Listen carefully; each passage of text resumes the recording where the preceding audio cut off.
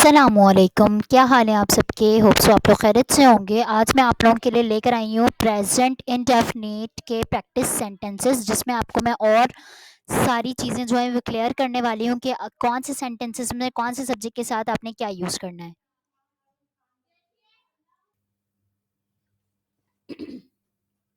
तो यहाँ पर मैं आपको आज बताऊंगी कि प्रेजेंट इंडेफिनिट में कौन कौन से सेंटेंसेस आपने कैसे यूज़ करने हैं और किस सब्जेक्ट के साथ आपने एस या ए एस लगाना है, वो सारी चीज़ें क्लियर करने वाली हूँ।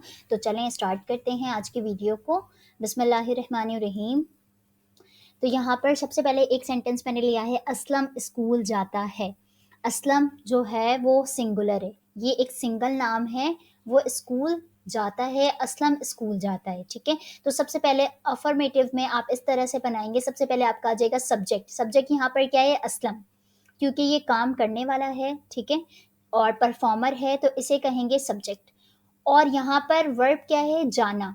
कोई भी काम आप कर रहे हैं, एक्शन जो आपका है क्या है, जाना। वो स्कूल क्या करता है, वो स्कूल जाता है।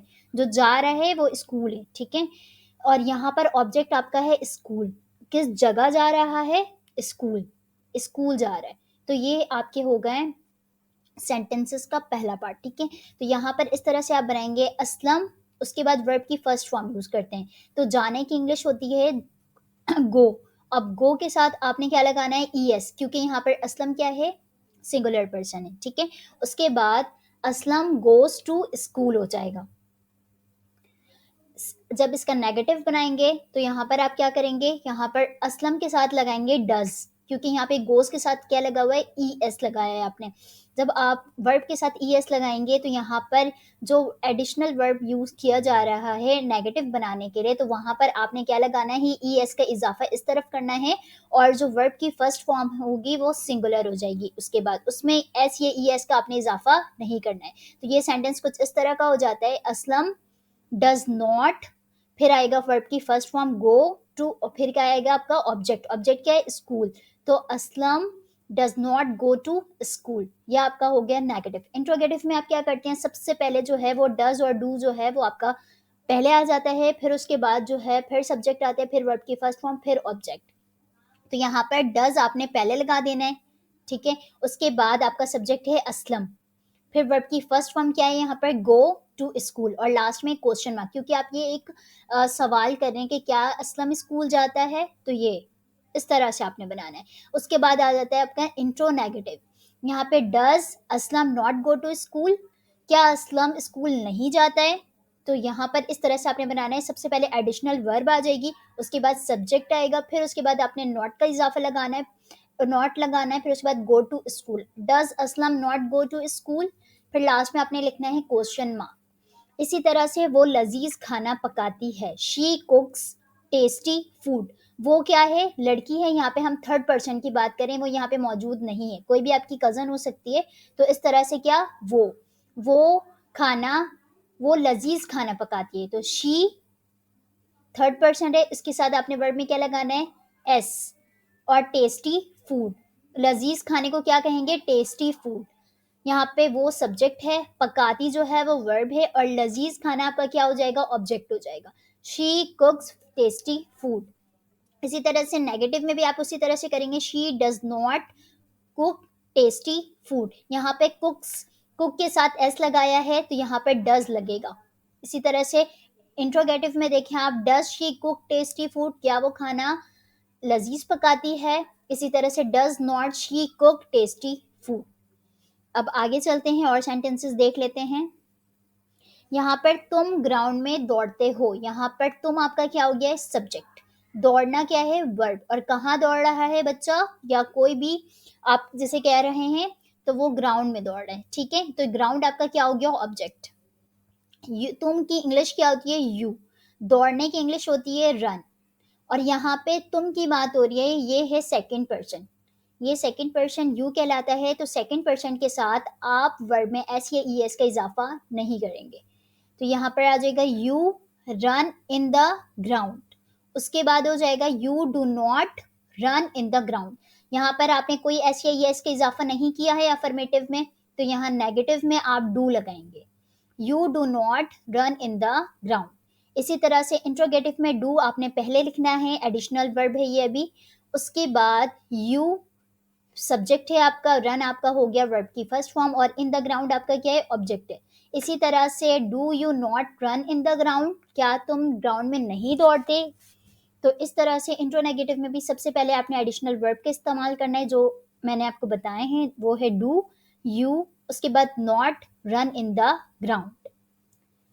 उसके बाद यहाँ पर लिखा हुआ है वो लोग पिकनिक में जाते हैं। वो लोग की बात हो रही है, एक फैमिली है, आप उनके बारे में जानते हैं, आप उन कह रहे हैं उनके बारे में कि वो लोग पिकनिक में जाते हैं। तो वो लोग की इंग्लिश क्या होती है, दे का मतलब क्या हो गया, बहुत सारे लोग, ये भी प्लूरल लोगों में आते हैं, एक लोग की बात नहीं हो रही है, बहुत सारे लोगों की बात हो रही है यहाँ पे। तो दे गो ऑन अ पिकनिक। इसी तरह से जब यहाँ पर आपने वर्ब में कोई एस या ईएस का इजाफा नहीं किया है, तो दे के साथ आपने डू लगाना है, they do not go on a picnic.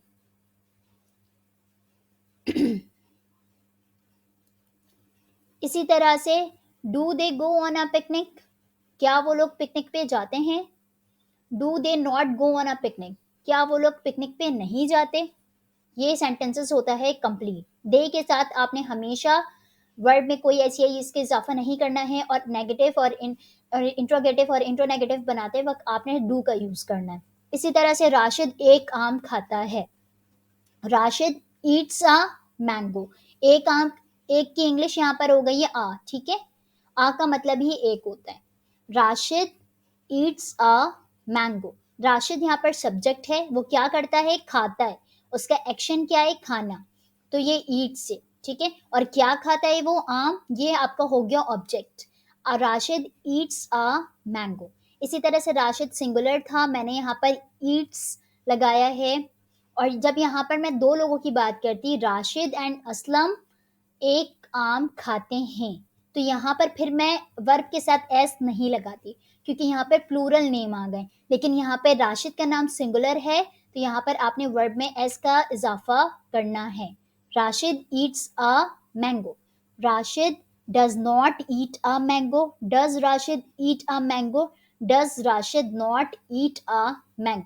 यहाँ पे जब आपके दो नेम आ जाएंगे, तो फिर आपने वर्ब में एस या ई एस का इजाफा नहीं करना है। सिंगुलर नेम में आपने वर्ब में एस या ई एस का इजाफा करना है, और उसी के साथ नेगेटिव, इंट्रोगेटिव और इंट्रोनेगेटिव में आपने एस या ई एस का इजाफा करना है डू के साथ, ठीक है। और इसी तरह से इनके वर्ब में एस खत्म हो जाएंगे।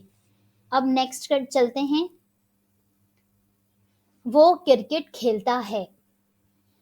वो क्या है, किसी लड़के की बात हो रही है, थर्ड पर्सन की बात हो रही है जो यहाँ पर मौजूद नहीं है, या वो आपको, या वो आप अपने भाई के बारे में बात कर रहे हो।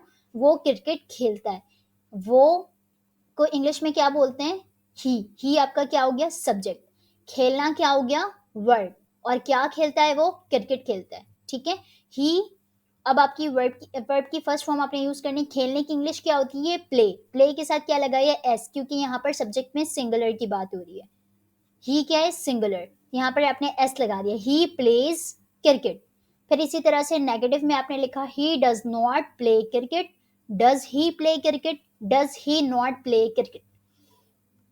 बच्चे शोर मचाते हैं, यहाँ पे पूरे क्लास के बच्चों की बात हो रही है, बच्चे शोर मचाते हैं, तो बच्चे की इंग्लिश क्या हो गई, चिल्ड्रन। चिल्ड्रन में एक बच्चा नहीं है, चिल्ड्रन में बहुत सारे बच्चे हैं, तो ये हो गया आपका प्लूरल सब्जेक्ट।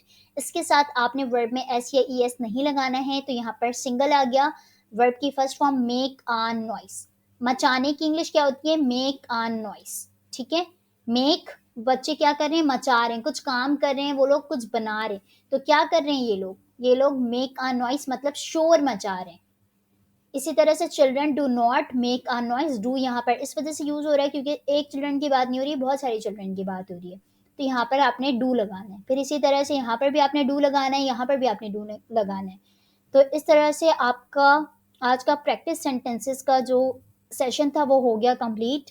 होप सो कि आपको सब्जेक्ट के अकॉर्डिंग सारी चीज़ें अच्छी तरह समझ में आई होगी। अगर कोई भी कन्फ्यूजन होगा तो बिलो कमेंट में आपने मुझे बताना है, तो मैं आपकी वो कन्फ्यूजन दूर करने की भरपूर कोशिश करूँगी। तो अपना ख्याल रखिएगा, मुझे दुआ में याद रखिएगा, और अपना बहुत ज़्यादा ख्याल रखें। अल्लाह हाफिज़।